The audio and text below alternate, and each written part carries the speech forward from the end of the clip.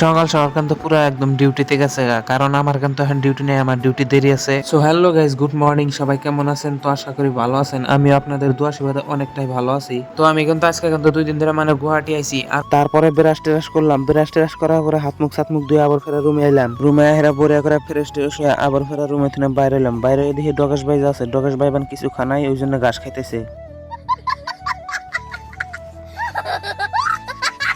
তারপরে ফেরা চাটা বানাইছে, আমি বড়িয়া করে চাটা নিয়ে নিলাম। চাটা নিয়ে হেরে খাওয়া দাওয়া করে তারপরে মুরা দেখছি মানে গাড়ি আয় মানে লাইন ধরছে। তো ডাম্পার গুলো কিন্তু রাইতে কিন্তু লাইন ধরে কিন্তু খারাপ হয়েছে, কারণ কালকে যে মাটি সাইডিং করলাম অন্য কিন্তু লোড হওয়ার কথা আছে, সেই জন্য কিন্তু বড়িয়া করে ডিউটির মধ্যে আয় করলাম। ডিউটিতে বড়িয়া করে চাবিটা বাই করলাম, চাবিটা বাই করে হেরে এখন কিন্তু গাড়ি স্টার্ট করা লাগবে, এই জন্য বড়িয়া করে স্টার্ট করে দিলাম। স্টার্ট করে হেরে তারপরে গাড়ি মানে আমি গোড়াইতেছি সব। তারপরে বকেট সকেট গোড়ানো হলে কিন্তু আমি কাম স্টার্ট করে দিলাম, এনে ফোর হুইল সুইচ মেরে দিলাম। তারপরে দেখি মানে চাকা ঘুরতেছে, বেদর মারি যেহেতু ওই জন্য গাড়ি কিন্তু উঠ পারছে না। তো অনেকগুলা কিন্তু ওই যে আরো দুটা কিন্তু জেসিবি আছে, ওই দুটা কিন্তু ব্ল্যাক কোম্পানির, মানে ওই দুটা কিন্তু ফাঁকে কাম করে, এনবিলা কিন্তু কাম করে না। তো আমার কিন্তু ডিউটি শেষ, এখন কিন্তু ভাত খাবার যাবো, মানে দুপুরে খাওয়ার টাইম হয়ে গেছে, এই জন্য বন্ধ করে দিলাম। আর এরকম করে কিন্তু কাম করা নাগে, মানে লোডার দা মাড়ি নিয়ে নিয়ে অন্য জায়গায় কিন্তু সাইডিং করা নাগে। আর আমার আজকের ভিডিওটা কিন্তু এই পর্যন্ত। ভিডিওটা ভালো লাগলে একটা লাইক কমেন্ট শেয়ার করে যাবেন, আর পেজটা ফলো করে যাবেন।